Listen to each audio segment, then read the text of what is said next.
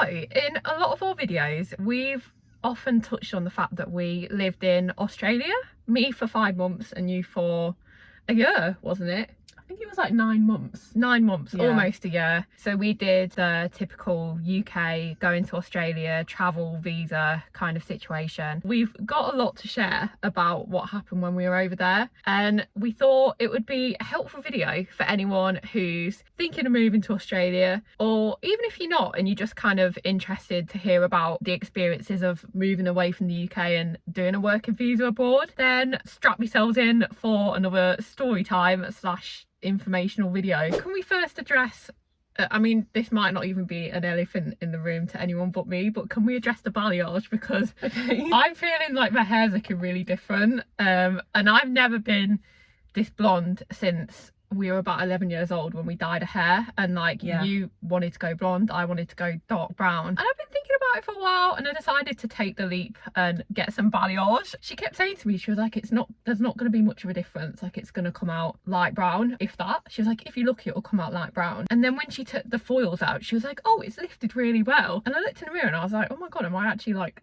a blonde now? Yeah, no, I think it looks so good. I think it really suits Thank your you. skin tone. I think we've been quite possessive of our hair colours as identical We twins. would never have done this at school. Yeah, exactly that. We obviously wanted to look as different as possible, but yeah, I think you look really good, and it would be quite cool, wouldn't it, if we both dyed our hair exactly the same colour, just to see how similar we actually would See, look. that still freaks me out, because Yeah, me I'm like, too. oh my god, what if our boyfriends then couldn't tell us apart? Like, I would say I'm a blonde, like a brown blonde. Like, there's still bits of dark in there. Like, she's had to blend it really well because I grew up my roots for like 3 months, so they're like light brown and then this is dark brown. But anyway, that's Enough just rambling. yeah, enough rambling. Let's get into the video. So we moved to Sydney in Australia. Specifically, we moved to a place called Annandale, which was maybe like a 15-minute walk from the city centre, so it was like right in the middle of everything. In terms of how we decided to move there, it was basically because my husband, who was my boyfriend at the time, got a job based at Sydney Uni. So that basically dictated where we decided to live. You decided to come with us, so it was the typical kind of 3-person situation that we had going on at that time, where it was me, my boyfriend Brad, and then you with kind Me of like just the third tagging wheel. along. Yeah. What I loved about Annandale, which by the way, it was not like strategically planned to move there or anything, we just knew we wanted to go to Sydney. And another thing as well is that Sydney is absolutely huge. Like, I'm pretty sure it's even bigger than London, because obviously Australia's just got so much land. So that was the first thing that we underestimated, was how big Sydney was. We knew that we had to be close to Brad's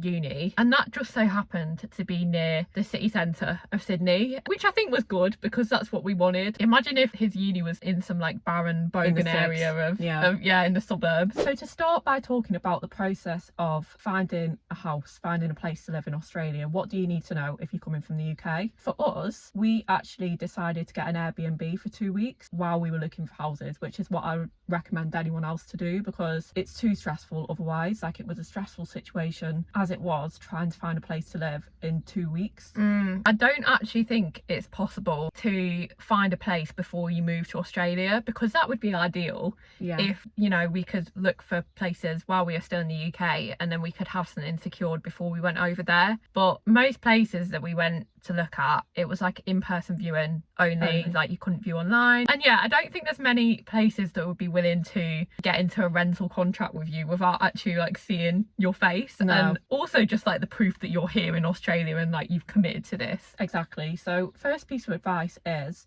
find an Airbnb in the area that you're planning to live in, and as soon as you get there, contact as many estate agents as you can and go and view as many different properties as possible. Stay open, you might not be able to find your perfect place, and try not to panic as well. Yeah, because it is kind of like a stressful situation. Like, we came to Australia, we knew that we had the Airbnb for 2 weeks, and property in Sydney is like really, really highly sought after. To be honest, I think like rental properties, it's kind of the same scenario in the UK where they get snapped up straight away, especially the nice ones as well. So this is another thing, the 3 of us would split up and just go and look at different properties to like try and cover as many as possible. And I remember going to one where there was a literal queue of people out of the door, and we just got rotated around like farm animals. And Yeah. then I was like, well, we're not going here. It wasn't even that nice. That's the thing. We were the same. There was this one property that we went to see, and we were there with a big group of people. And I remember that we left with this other couple, and the woman asked us like, "Oh, are you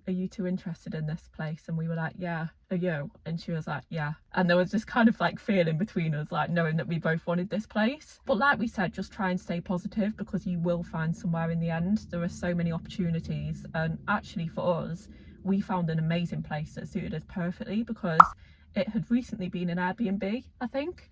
So it had literally just come off the market from Airbnb. So it had everything that we needed. Like we Yeah. literally didn't have to buy a thing. It had like cutlery and plates even. And like blenders and rice cookers, like Yeah. it was amazing. Because Yeah. ideally we didn't want a property that we had to furnish, because we knew that we were only going to be there for a certain amount of time. So obviously when we first got out here, Brad and Law already had a job, because I mean the whole reason that we were moving was for Brad to work in Sydney Uni, and you were freelancing at the time. But with me, I think we were 23, were we, back then? And quite luckily I had a lifeguard qualification certificate kind of thing, and I've been lifeguarding in the UK for probably about 2 or 3 years at that point. So when I decided that I was going to be moving to Australia with Brad and Law, I just did a little search online, and it told me that I could get an Australian lifeguard qualification because it's a little bit different, but instead of doing the full course from scratch, I would only need to do kind of like the renewal course. So if you're looking to go into a job like in a similar field to that, it's always worth checking online, because you might not have to do like the full training again. So yeah, I mean the good thing about being a lifeguard is that if you've got the qualifications, there's always places that are looking for lifeguards. It's a really useful skill to have, I think, if you want to travel abroad. Yeah, there's loads of places that are looking for lifeguards, and I was actually quite spoilt for choice. I think I was in contact with 3 different pools, and then I narrowed them down to 2. So I took on jobs at both the different pools, because I thought that gives me options, like if one of them doesn't need me that much. So in terms of actually finding the job, did you find the job before you went out, or did you find a job when you were No, there? because I didn't have my qualification, and a lot of the time when you apply, they're like, submit your CV and proof of qualification. So I just thought I'll wait until I'm out there. I think another thing as well, because we didn't know the area we were going to be living in, I didn't know which parts of Sydney to search for lifeguarding in. Yeah. And then as soon as we found the Airbnb, I could look on maps then and see, and then that's when I started applying. And I think by the time that we moved into the new apartment, I think I was already like doing my specific training. Did you find that stressful though? Like, would you recommend to people that they find a job before they go out, or say it's okay, you'll find one when you get there? I mean, I don't remember being stressed at the time, but I think you and Brad were a bit of a safety net, because even though it's not ideal, like I was living with the both of you, and I knew that you guys would be able to like cover rent while I looked for a job. Yeah. And I never had a fear that I wasn't going to find one, because I do know with lifeguarding jobs, like they are in abundance. It probably depends on the person, doesn't it? Yeah, Like it depends on the person, it depends on the job, and it depends on your situation, because like if you're going by yourself, you might want to get something secured before you go over there. So let's talk about one of the biggest differences between the UK and Australia that we noticed, which is the weather. The weather in Australia, in Sydney anyway, is pretty much the opposite of what it was in the UK.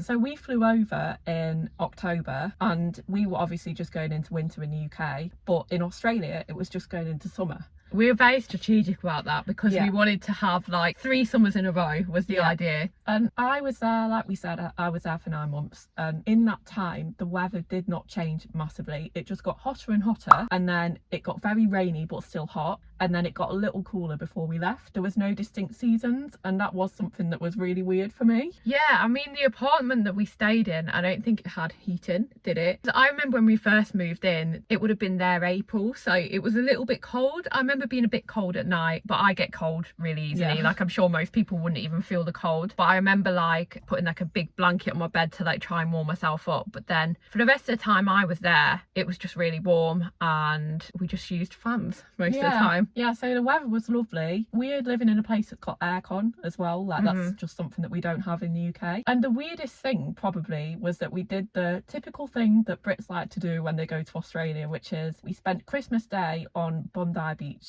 which was just the most bizarre thing. Like, I've never had a day on the beach before on Christmas Day. Especially not in the sun. Like, I don't think it felt like a typical traditional Christmas, but it was like still a really cool thing to say that you could do. Like, yeah, definitely. to spend Christmas Day on Bondi Beach, and felt like a normal beach day with a bit more of a festive atmosphere is what I would say. Yeah. So basically, if you love warm weather, then you're going to love living in Sydney, because we just had the best time. Like, we loved just being able to wear dresses all the time. Yeah. With the warm weather comes insects.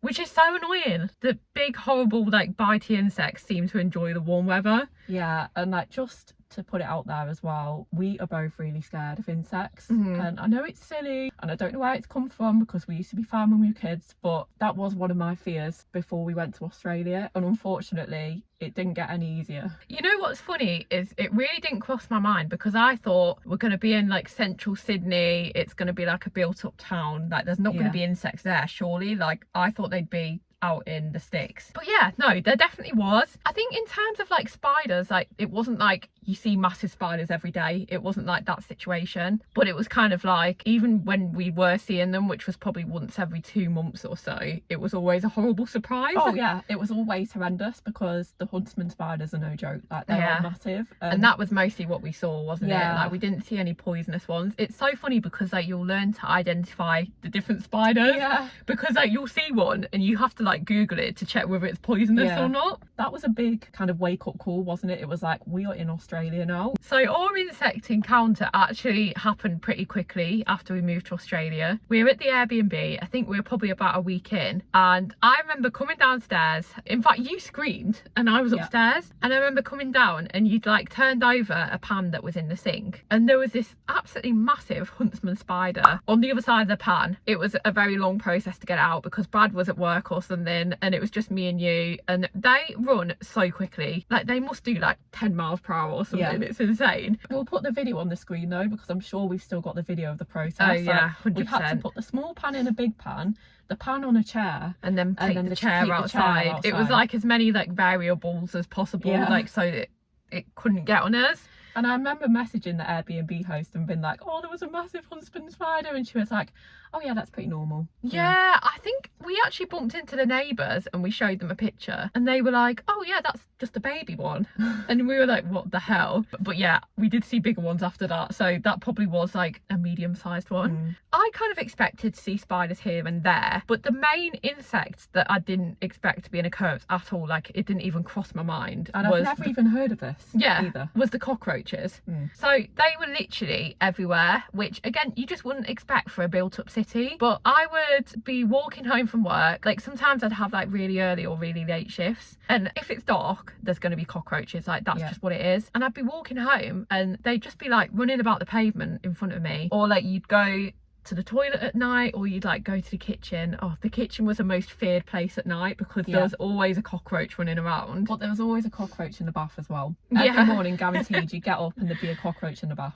Yeah, I just remembered when I was like shampooing my hair and I picked up the shampoo bottle and it was either a cockroach or a spider, I can't remember. I just remember like throwing it across the room and then getting out of the shower. Like, I had shampoo in my hair and I just like abandoned the shower, and I came out with a towel and I was like, Brad, you need to go in the bathroom, like you need to kill it, get rid of it. The same thing happened with us. There was a cockroach that crawled over me at night, and I threw it on Brad, and then Brad threw it across the room, and we found it the next day. It was still upside down, because they're all a bit silly. Yeah, you thrown across the room. I swear it died from like the force of being thrown across the room. It was just laid upside down in some dust. Yeah, which is crazy, because cockroaches just never die. Like, they're just notorious for staying alive. I remember one time as well, oh, this was the worst one. I had this like drawer with makeup, and I opened the drawer to get my makeup out in the morning, and this cockroach was in there, and it just rattled around in the drawer, and I just like closed the drawer and I was like, looks like I'm not doing makeup today. Oh god, literally, like, all the animals and insects in Australia were next level. Like, the pigeons had mohawks, like that was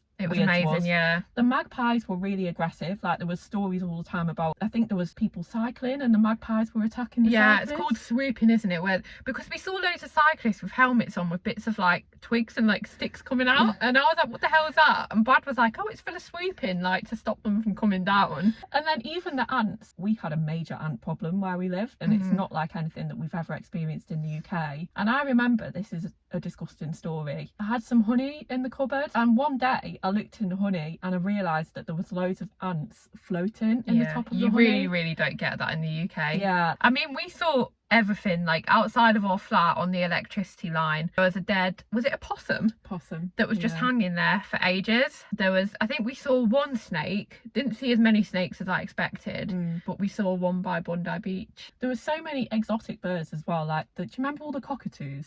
Yeah, like that's really weird to us, just wild cockatoos. Yeah. And there was this gorgeous bird as well that we rescued, and Brad actually cycled it to the vets because it couldn't fly. Yeah, so he put it in a little bucket, hung it off his bike handlebar and cycled it over to the vets. I will say, like, one of the downfalls of Australia, there's really not many, but one of the downfalls is that you can't just sit on the grass and have a picnic because, like, you just don't know what's going to be in the grass.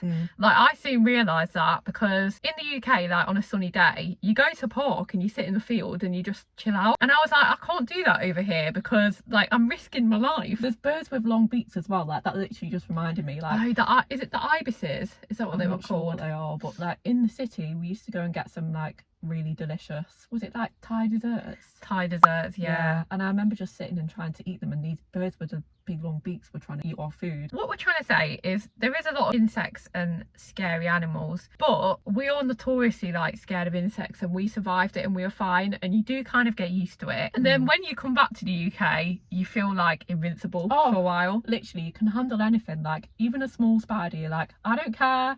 Although I will say that I still check my shoes before I put them on, and that is a thing from Australia.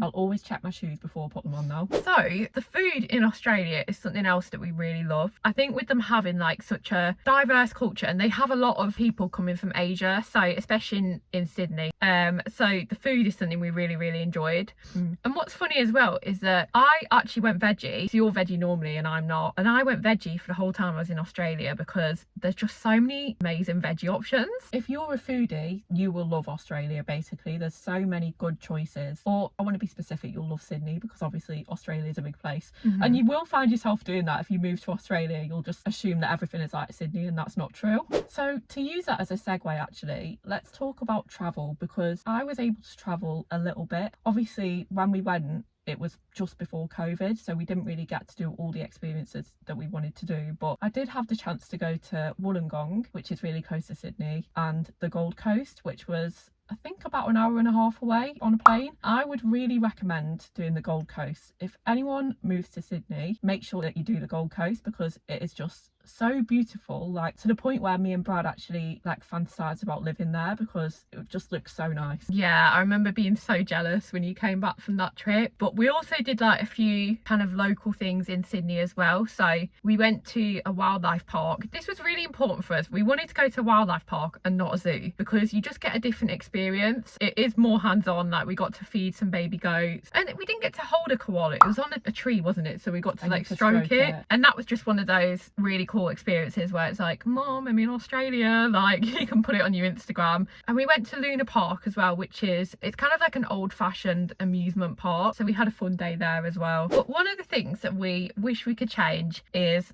just having more money saved before we went to Sydney. The cost of living in Sydney is incredibly high. It's the same as living in London, I would imagine. I don't think it helped that we live right on the outskirts as well. We went to Sydney off the back of a massive trip to America. Once we'd paid for flights to Sydney, I basically had no money left. Like I had money for a deposit for the flat, and that was literally it. I don't know why I wasn't more stressed about the job situation, but I was just winging it. I was just young and like carefree, but it did mean that we didn't have any savings. So when it came to like trips and stuff, I know you and Brad managed a couple more than me, but I was on pretty crappy lifeguarding wage. I didn't actually have that much money to spare, which I do think is a shame because it's like, how often are you able to live and be in Sydney, like the other side of the world? Like you can't just pop back there to do things. I think it is a big regret of ours that we didn't get to do quite a lot of the super touristy kind of bucket list things. Like you said, it is such a big flight, but it's a difficult one because it was kind of like we wanted to live there and have that experience, and by living there we couldn't then do all of the touristy things. So it would be nice to go back and do a holiday, but if you can, save loads of money before you go so that you've got loads of money to spend on whatever you want to do. I mean, just a safety net as well, Yeah. like a safety net until you get a job, and then anything else is just like an added bonus that can go towards actually seeing Australia, because like there's so many parts of Australia that we didn't cover. I mean, I didn't even leave Sydney apart from when we laid over in Melbourne airport. Originally we'd planned to stay for a year. You can do up to 2 years, am I right there? Yeah, so the way that the visa works is you can spend a year there initially, and it has to be split into 6 months and 6 months. So you can do 6 months and then you have to move workplaces and do another 6 months somewhere else. You then have to do farm work for a little bit, I'm not sure how long, to then continue living there for another year. The place that I was lifeguarding at, I mean, the couple of places, they were really keen to keep me on. They even offered to, basically, because the leisure centres I was working at, they were all under one name, so they just offer to basically like switch something on the paperwork, so it said that I was at a different pool. And then for me, about 5 months in, I started to really struggle with like homesickness. I think like for you, like you had Brad, your partner, so I'd just come out of a relationship when we moved to Australia, so I think for me I was just kind of like craving getting back home and seeing my friends. And that's another thing that I definitely don't think I'd do that if we went out there now. But yeah, after about 5 months I was ready to go, and it's very lucky that I did, because 2 weeks after I flew home the world went into lockdown, and with me and my lifeguarding job, I was just casual, so I would have lost that job and I wouldn't have been paid furlough or anything like that, so I would have been in a really sticky situation. Yeah, it was a crazy time. So Brad obviously lost his job as well because the uni closed. We were trying to find help from, I think it was the UK embassy in Australia, and we kept trying to contact them and just heard nothing back from them. And in the end, we just had to go home as well. So we did last a few more months than you. I think we were there for a few months of lockdown, just kind of hoping that things would get by and we could go back to normal. But in the end, we did decide to fly home, and like you, I think we were ready. We weren't really homesick, but I missed the change in seasons, which is something that I literally never thought that I would miss because I've always hated winter. But I actually really missed that feeling of when it gets a little bit colder in autumn and the leaves start to fall. Yeah, I just think with our seasons, winter just goes on for a bit too long, and I think that's just the problem with living in the UK. Oh yeah, like right now I could go back to Sydney in a heartbeat. Yeah, this whole video is just us reminiscing basically on the amazing times that we had in Australia. And for anyone who's about to go out to Australia, you guys are gonna have like the most amazing time. Yeah, we're so jealous. So we hope that you guys enjoyed this video and found it very informative and helpful. And if you did, please subscribe to our channel, like this video, it always helps us, and we'll talk to you in the next video. Bye. Now I realize it was always supposed to be.